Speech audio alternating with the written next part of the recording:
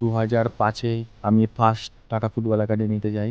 সেখানে স্পেশাল ক্যাম্পের মারফতে আমাকে সিলেক্ট করে।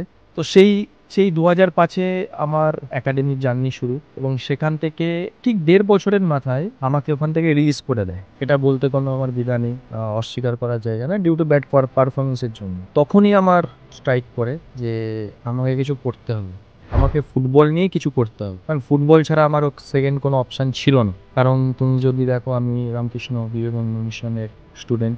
আমার ব্যাগের মধ্যে বইয়ের থেকে বেশি আমার স্টার্টস, আমার জার্সি, আমার প্যান্ট, সেগুলো বেশি ছিল, বেশি থাকতো বলতে পারি। কারণ আমি স্কুল থেকে ডাইরেক্ট মাঠে চলে যেতাম, লাটবাগানি। তো আমার ফুটবল ছাড়া সেকেন্ড কোনো অপশান ছিল না। যখন টাটা ফুটবল একাডেমি থেকে বাদ দিয়ে দেয়, সেই 7 দিন থেকে 10 দিন আমি ঘুমোতে পারিনি।